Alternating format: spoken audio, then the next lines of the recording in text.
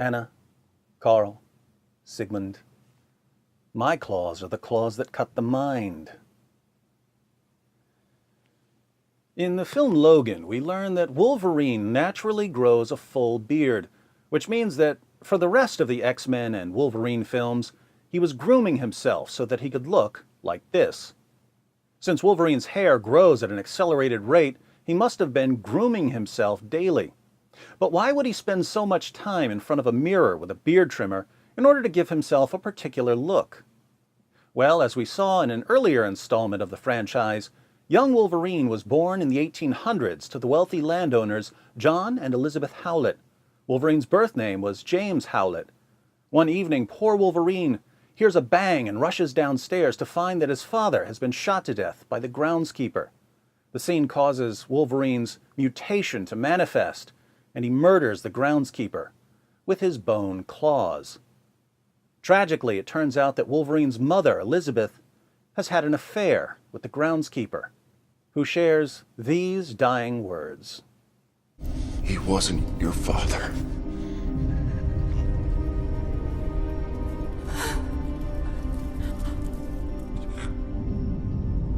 Son.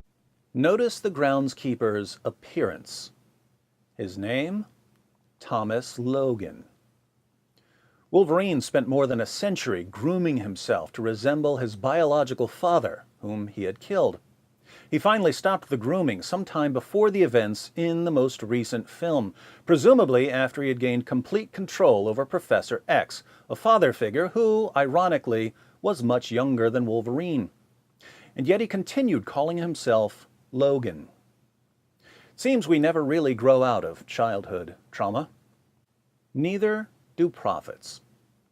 In our last session, we discussed some of the psychological research on the impact dead or abusive fathers have on the religious beliefs of their children. The evidence shows that history's most prominent atheists and skeptics tended to have dead or abusive fathers or father figures during crucial periods of psychological development, and that history's most prominent theists tended to have close relationships with their fathers or father figures during the same period of life. Further evidence shows that the theists had far more positive relationships as adults, suggesting that abuse or abandonment by a father or father figure during childhood has a negative impact not only on a person's understanding of God, but also on future relationships in general. We then turned our attention to one of history's most famous orphans, Muhammad. Shortly after his birth, Muhammad was sent to live with a foster family in the desert. A few years later, he was taken away from his foster family and returned to his mother, who died when he was just 6 years old. His grandfather was the next to take him in, but his grandfather died 2 years later. Custody of Muhammad then fell to his uncle, who was too busy to pay much attention to young Muhammad, at least until Muhammad was able to help out with the caravan trade. So Muhammad wasn't just orphaned, he was repeatedly orphaned. He was a serial orphan. And our knowledge of psychology allows us to predict some of the adult characteristics of a serial orphan. But it also allows us to do much more.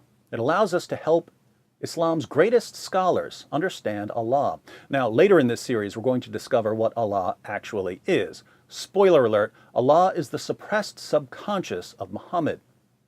For now, however, I'm more concerned with the fact that because Muslim scholars don't understand psychology, they don't understand Allah according to their own religion. They try to understand Allah's intentions, but their ignorance of psychology leads them to false conclusions. Perhaps an example will help. Take Sheikh Yasser Qadhi. Sheikh Qadhi has spent many years studying the life of Muhammad, and he's lectured on Muhammad's childhood experiences. So the Prophet's father passes away when his mother is pregnant with him. And his mother barely has 2.5 years really to take care of him and nourish him, because he was being taken care of by Halima as well. And then when the Prophet is barely 6 years old, he loses his mother and his father. Moreover, Sheikh Qadhi draws attention to the psychological impact of these childhood experiences. For instance, even the adult Muhammad broke down in tears when he visited the grave of his mother. They say that the Prophet ﷺ found a grave over there, and he sat down and he cried like we had never seen him cry before.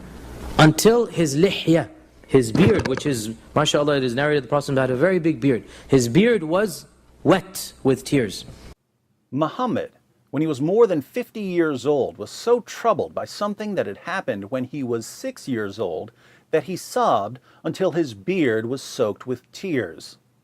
Can we say that Muhammad's repeated losses as a child had a significant psychological effect on him? The fact that the Prophet ﷺ obviously is crying in this manner, I mean, we don't need to mention this is his mother. Really, it doesn't need to be mentioned the love that he must have felt and the pain that he must have endured at the death of Amina. But keep in mind that from an Islamic perspective, Allah really, really loves Muhammad. At times, Allah seems to have nothing better to do than to give Muhammad anything he wants. Even Muhammad's child bride Aisha noticed this. One day, after Muhammad received one of his morally convenient revelations, Aisha said to him in Sahih al-Bukhari 4788, "I feel that your Lord hastens in fulfilling your wishes and desires." So Allah loves Muhammad so much that he hastens to satisfy Muhammad's desires, and yet Muhammad was repeatedly orphaned as a child. The question that arises for Muslim scholars then is, why would Allah, who spent so much time satisfying Muhammad's desires as an adult, not satisfy Muhammad's childhood desire for a mother and a father? Why did Allah Azza wa Jal put 3 orphan situations, 3 traumatic trials, one after the other, upon our Prophet? The attempts of Muslim scholars to answer this question are a kind of theodicy. In the philosophy of religion, a theodicy is an attempt to explain why God, who's all-powerful and perfectly good, would allow various kinds of suffering in the world. An Islamic version of a theodicy would be an attempt to explain why Allah, who's all-powerful and loves to satisfy Muhammad's desires, put Muhammad through so much childhood trauma.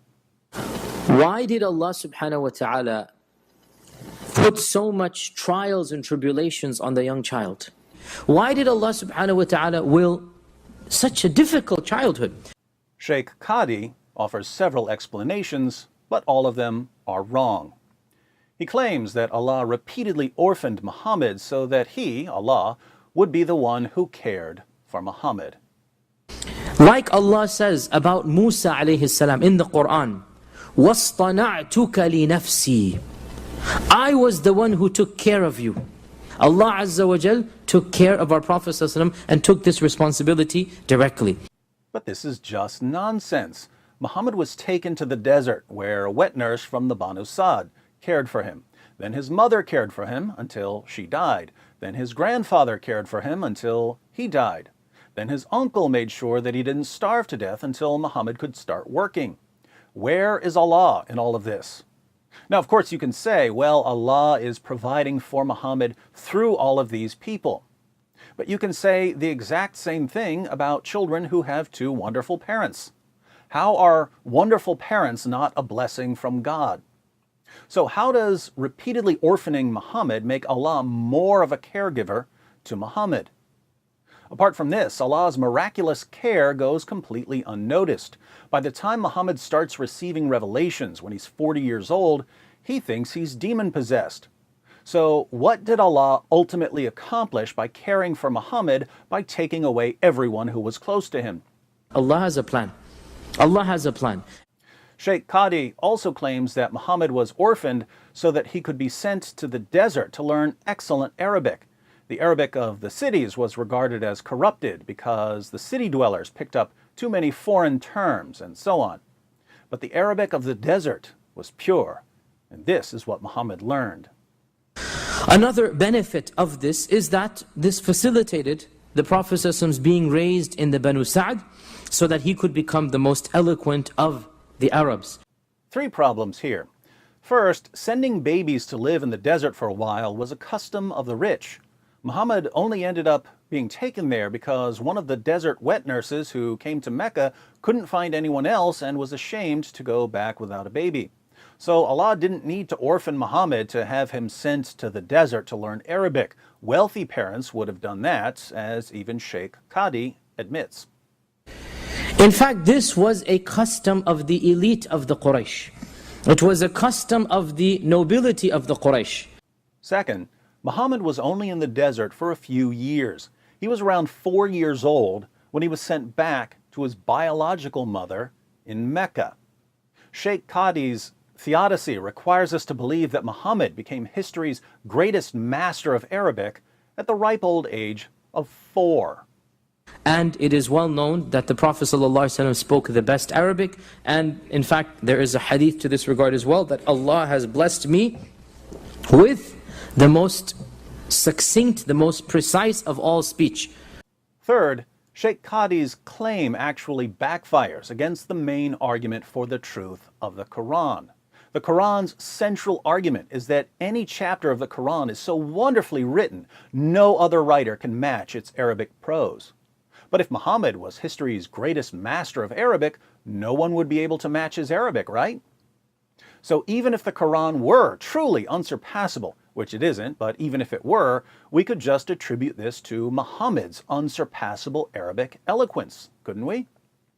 In other words, Sheikh Qadi should be making the exact opposite claim here. He should be arguing that Muhammad's Arabic was awful and that the Quran's Arabic is wonderful, and therefore that the Quran couldn't have come from Muhammad. In fact, Muhammad's Arabic is apparently better than the Quran's Arabic. Sheikh Qadi regards Arabic with foreign words as impure. Now the Arabs viewed the language of the cities as being corrupted. The Arabs viewed the city language as being changed. Why? Because what happens to any language, it gets influenced by other cultures. But the Quran contains numerous foreign words. So if Muhammad, as a toddler in the desert, learned pure Arabic, uninfluenced by foreign vocabulary, and the Arabic of cities like Mecca is corrupted because it's been influenced by foreign vocabulary, and the Arabic of the Quran has been influenced by foreign vocabulary, then the Arabic of the Quran is corrupted and is inferior to the Arabic of Muhammad when he was a 4-year-old. A 4-year-old's Arabic was superior to Allah's Arabic. Better luck next time, Sheikh Qadi. The only remotely plausible theodicy here would be some form of what's called a soul-building theodicy. Soul-building theodicies claim that God sometimes allows suffering because suffering can make us better, more virtuous people. Being in dangerous situations, for instance, can produce courage. Going through various trials can build endurance, and so on. So, how does being repeatedly orphaned make one a better, more virtuous person? Being an orphan gives you many qualities that the Prophet ﷺ would need later on in his life. And when our Prophet ﷺ is deprived of a mother and father, automatically this makes the child more independent. It makes the child more mature, gives him wisdom. Also, going through these difficult times makes you understand and experience firsthand poverty, ruthlessness, living in a harsh environment, and generally speaking, this makes you more sensitive. By going through this traumatic time, our Prophet ﷺ developed that fondness, that softness, that mercy, that tenderness for not just orphans, but all those who are weak, and this is a necessary requirement for being a prophet. Once again, our Prophet ﷺ is going through tough times in order to be compassionate, in order to be merciful. And that is why there are so many ahadith about taking care of orphans. Our religion has it as a central pillar to take care of the orphan. And our Prophet ﷺ was an orphan. There is a divine wisdom. Nothing happens except that Allah has a plan behind it. My goodness, listening to Sheikh Qadi, we might conclude that the best thing we can do for our children is abandon them. They may not like it, but it'll turn them into strong, independent, mature, sensitive, compassionate people. Now, what's wrong with Sheikh Qadi's claim that Allah needed to destroy so many of Muhammad's early relationships in order to make him mature and sensitive and compassionate? Well, there are multiple problems. One, Allah had Muhammad's heart miraculously cleansed twice during his life. Once when he was a child and once when he was an adult. There is no other more relationship because Jibreel took it out. هَذَا حَظُّ الشَّيْطَانِ مِنْ. He took it out. And then he washed the heart in a golden cup of Zamzam. This incident of taking the heart out and washing it occurred one more time, almost 45 years later. Now, if your heart is miraculously cleansed of sin, aren't you going to be compassionate towards orphans? Did Allah really need to go the extra mile by orphaning Muhammad over and over again? 2, the Quran repeatedly commands Muslims to show kindness to orphans. Since Muhammad obeyed Allah's commands perfectly and had his heart cleansed of sin, wouldn't he have been compassionate towards orphans without being repeatedly orphaned? Also, if Muhammad was compassionate towards orphans due to his upbringing, and the Quran puts special emphasis on caring for orphans, doesn't the Quran once more seem like it comes from the mind of Muhammad?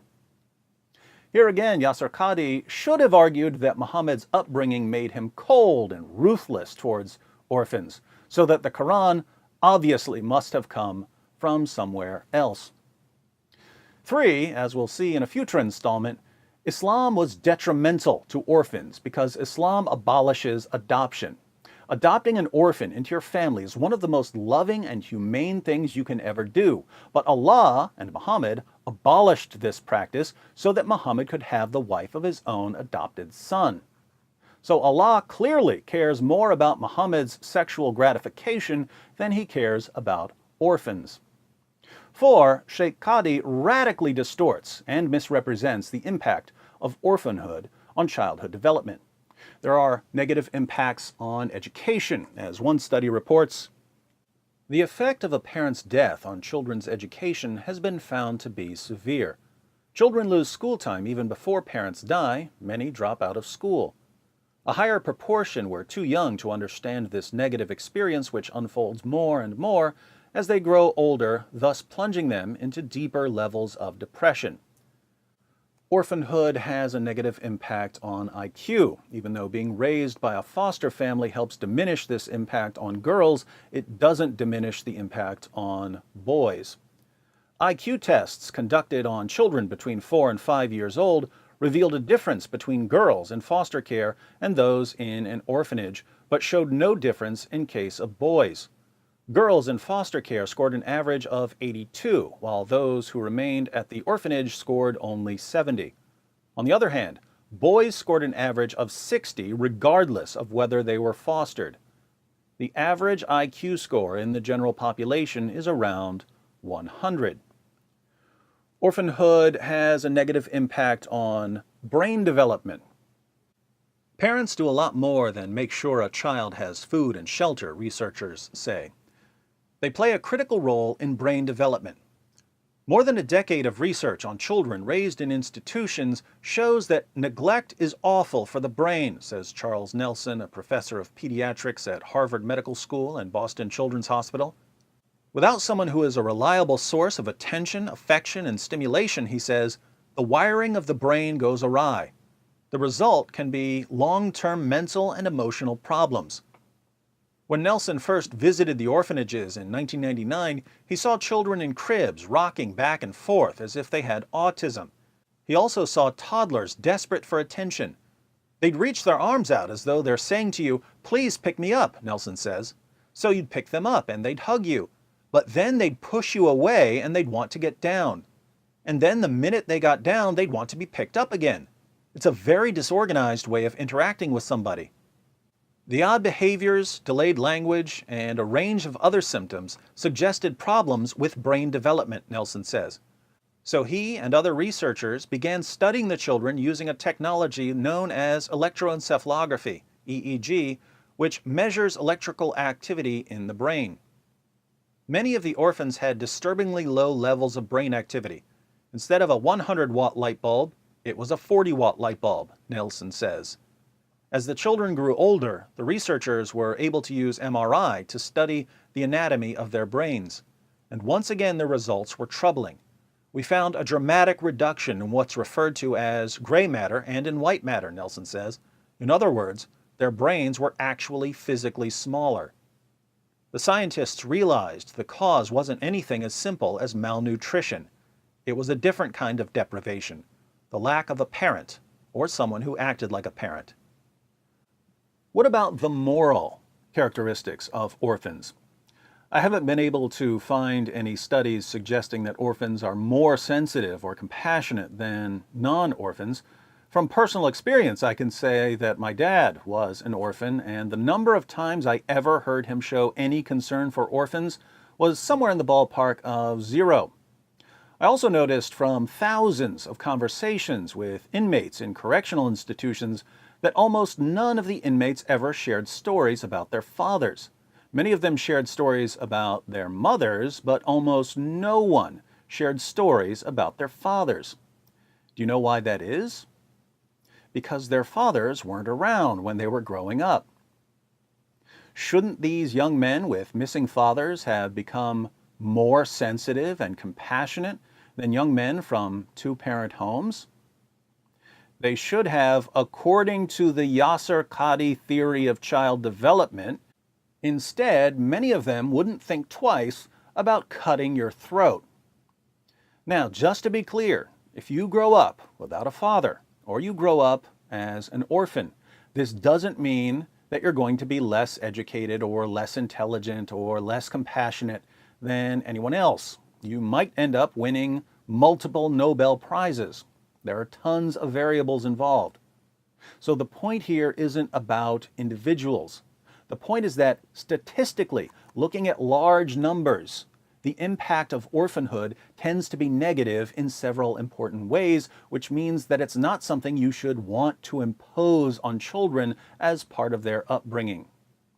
But Muhammad was orphaned, and Sheikh Qadhi believes that Allah was in control of this. So Sheikh Qadhi has to see this as positive, and this leads him to present a rosy picture of orphanhood. Once again, however, I have more respect for Allah than the Muslims who believe in Him. I say that I have more respect for Allah than Sheikh Qadhi does because if we listen to Sheikh Qadhi, we have to conclude that Allah is completely ignorant of psychology. But if Allah created human beings and created our brains and wired us in specific ways, then Allah must know what He's doing. He must know the impact of taking away a child's father, then taking away his foster family, then taking away his mother, then taking away his grandfather.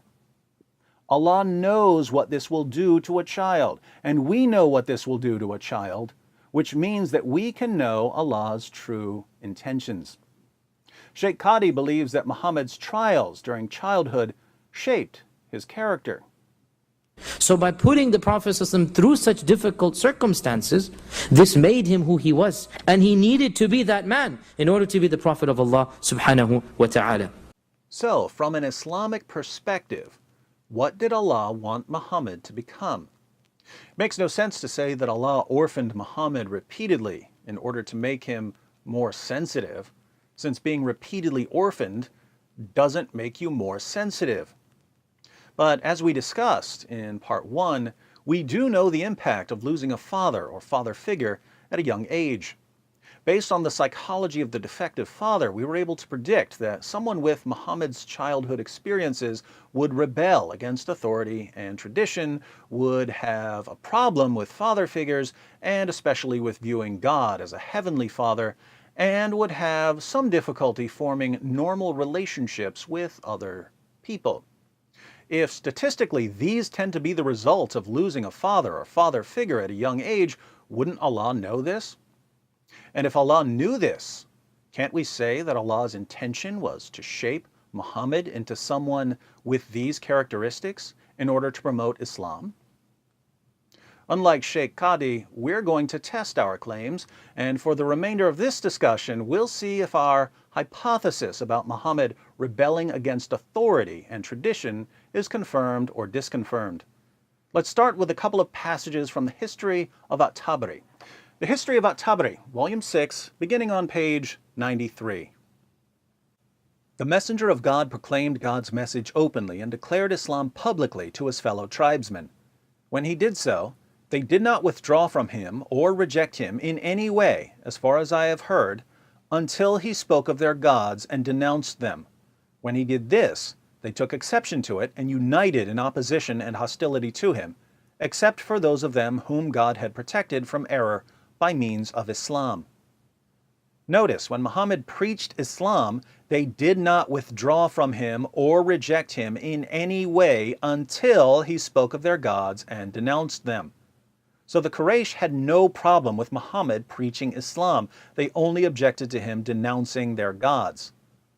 What did they do about it? They went to his uncle, Abu Talib, and said, "Abu Talib, your nephew has reviled our gods, denounced our religion, derided our traditional values, and told us that our forefathers were misguided. Either curb his attacks on us or give us a free hand to deal with him. For you are just as opposed to him as we are, and we will deal with him for you." Abu Talib gave them a mild answer and declined courteously, and they left him. The messenger of God continued as before, proclaiming the faith of God and summoning people to it. After a while, they complained again. "Abu Talib, you are our elder and our chief, so give us justice against your nephew and order him to desist from reviling our gods, and we will leave him to his God." Here again, they have no problem with Muhammad preaching his view of God. They object to Muhammad reviling their gods, and their only request is that he stop reviling their gods. The tension builds, and in another passage beginning on page 101, a Muslim asks a Muslim from Mecca about the worst attack by the Quraysh on Muhammad. This is the worst attack on Muhammad. "I said to him, 'What was the worst attack you saw by Quraysh upon the messenger of God when they openly showed their enmity to him?' He replied, 'I was with them when their nobles assembled one day in the Hijr and discussed the messenger of God. They said, "We have never seen the like of what we have endured from this man. He has derided our traditional values, abused our forefathers, reviled our religion, caused division among us, and insulted our gods." Does that sound like rebellion against authority and tradition? "We have endured a great deal from him," or words to that effect. While they were saying this, the messenger of God suddenly appeared and walked up and kissed the black stone. Then he passed by them while performing the circumambulation, and as he did so, they made some slanderous remarks about him.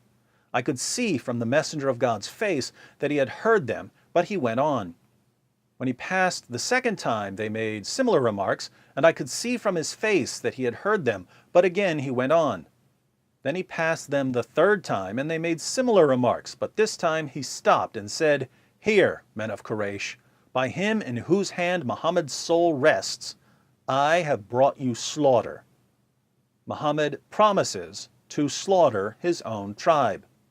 They were gripped by what he had said, and it was as though every man of them had a bird perched on his head. Even those of them who had been urging the severest measures against him previously spoke in a conciliatory way to him, using the politest expressions they could think of, and said, "Depart in true guidance, Abu al-Qasim.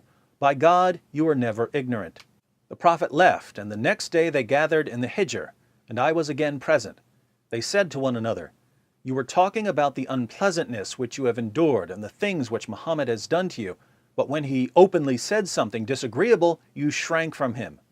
While they were saying this, the messenger of God suddenly appeared, and they leapt upon him as one man and surrounded him, saying, "Is it you who says this and that?" repeating what they had heard of his denunciation of their gods and their religion.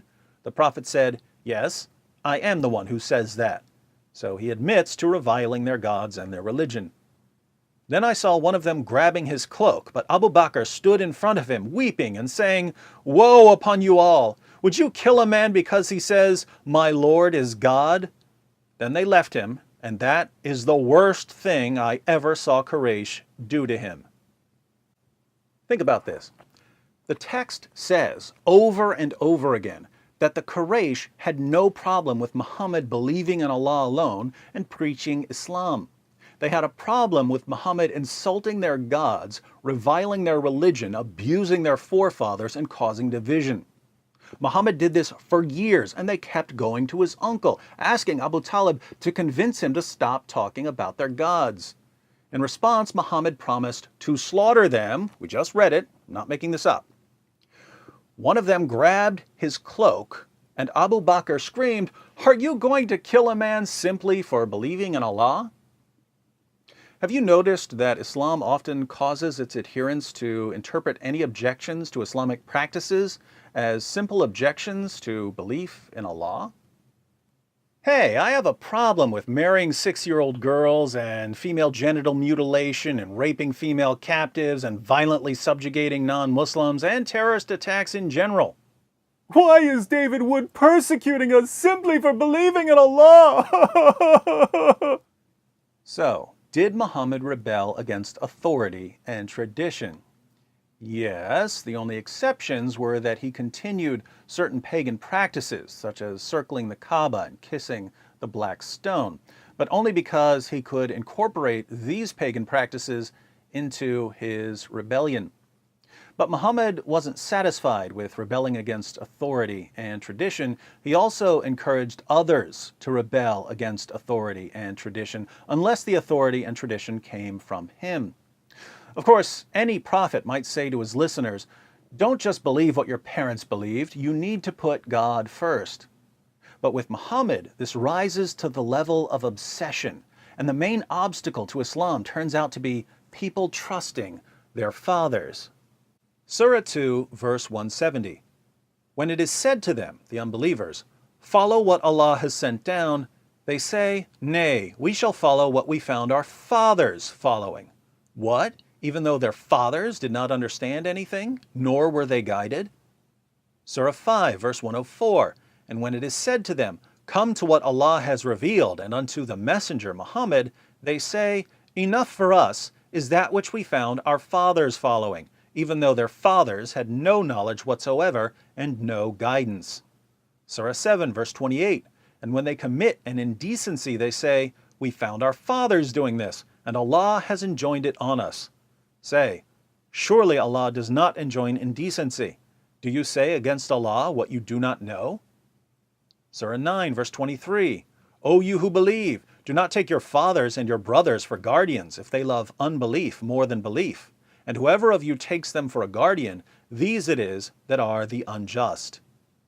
Surah 11, verse 109. So be not in doubt, O Muhammad, as to what these men worship. They worship nothing but what their fathers worshipped before them. And verily, we shall repay them in full their portion without diminution. Surah 31, verse 21. When they are told to follow the revelation that Allah has sent down, they say, nay, we shall follow the ways that we found our fathers following. What? Even if it is Satan beckoning them to the penalty of the blazing fire? Surah 34, verse 43. And when our clear verses are recited to them, they say, this Muhammad is only a man who wishes to hinder you from that which your fathers used to worship. This message about not trusting fathers was the message of all prophets according to the Quran. Surah 43, verses 21 through 24.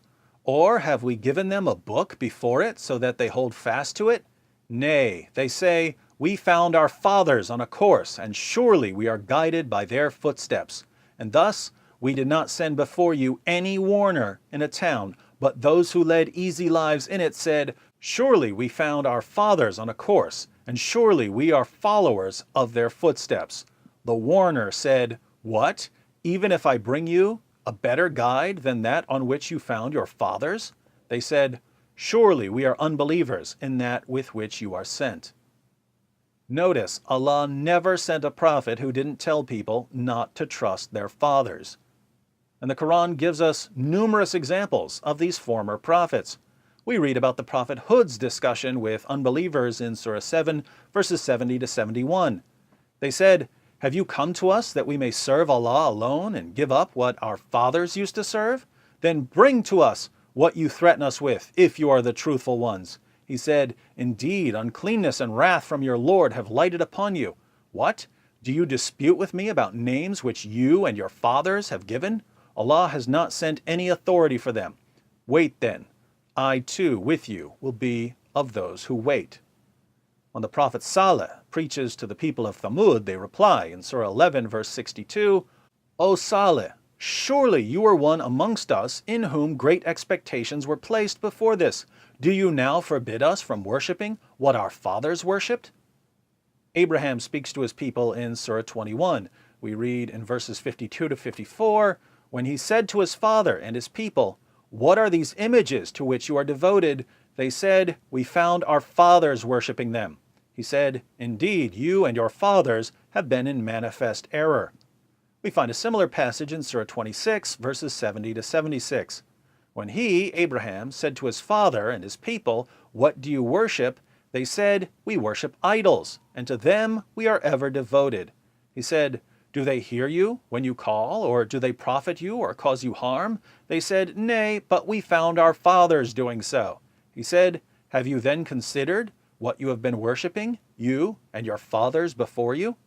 In Surah 12, verse 40, Joseph says to his fellow prisoners in Egypt, "If not him, you worship nothing but names which you have named, you and your fathers, for which Allah has sent down no authority." In Surah 11, verse 87, the Midianites respond to the prophet Shu'aib, presumably Jethro, "O Shu'aib, does your prayer enjoin you that we should forsake what our fathers worshipped, or that we should not do what we please with regard to our property?" In Surah 10, verse 78, Pharaoh and his chiefs reply to Moses, "Have you come to turn us away from the ways we found our fathers following, in order that you and your brother may have greatness in the land?" In Surah 14, verse 10, Moses tells the Jews about the message of the prophets before him. Their messengers said, "Is there doubt about Allah, the maker of the heavens and the earth? He invites you to forgive you your faults and to respite you till an appointed term." They said, "You are nothing but mortals like us. You wish to turn us away from what our fathers used to worship. Bring us, therefore, some clear authority." The main task of all prophets, according to Muhammad, the orphan with a psychological need to rebel against authority and tradition, seems to be convincing people not to listen to their fathers. This is interesting because the vast majority of Muslims only believe in Islam because it's what their parents taught them. Nevertheless, convincing people to rebel against their parents and culture usually doesn't go over too well. So, not surprisingly, Muhammad had to flee Mecca. The Meccans couldn't have been happier. Once he was gone, they could go on practicing their religion and traditions. Muhammad was safe hundreds of miles away in Medina. He and his followers could work and worship Allah and learn the Quran in peace. But Muhammad didn't want to live in peace, so he started robbing the Meccan caravans. Muhammad knew that the people of Mecca depended on these caravans. Anyone who had any money would invest it, hoping to get back something extra to feed their families. If the caravan didn't return, some people would starve. So Muhammad started attacking these caravans. The attacks eventually led to war with Mecca. Muhammad won the war when he conquered Mecca, seized the Kaaba, and smashed the 360 idols worshipped by the pagans of Arabia. His tribe, the Quraysh, was forced to submit to him. So, Muhammad attacked his own people theologically, socially, morally, economically, and militarily. And he won. Therefore, if you're a Muslim and you ask, why did Allah Azza wa Jal put 3 orphan situations, 3 traumatic trials, one after the other, upon our Prophet? The correct answer from an Islamic perspective is not, "I guess Allah wanted to make Muhammad more sensitive." The correct answer from an Islamic perspective is that Allah wanted to turn Muhammad into the ultimate weapon for destroying cultures, and in order to do that, he had to crush Muhammad emotionally and psychologically. But this isn't all that Allah wanted to do with Muhammad. In our next video, The Psychology of Islam Part 3, Theology of the Fatherless, we'll see how Allah's psychological experiments on Muhammad led Muhammad to react violently to the Judeo-Christian view of God as our Heavenly Father. So, in X-Men movie terms, Allah is the theological equivalent of Dr. Xander Rice, director of Alkali Transigan, the company that creates the soulless Wolverine clone X-24 to annihilate its enemies. X-24 is the 24th experiment, which makes the prior experiments obsolete. Of course, in the Quran, Muhammad, the seal of the prophets, is the 25th prophet mentioned by name, so he should technically be Allah's X25. Or if we go with P for prophet, he was Allah's P25. For the sake of clarity, we'll now refer to Muhammad as P25 when we're discussing Allah's psychological experiments. If Allah had willed, He could have had loving parents until he became a prophet, or at least until he became a young man and an adult. Allah has a plan. Allah has a plan.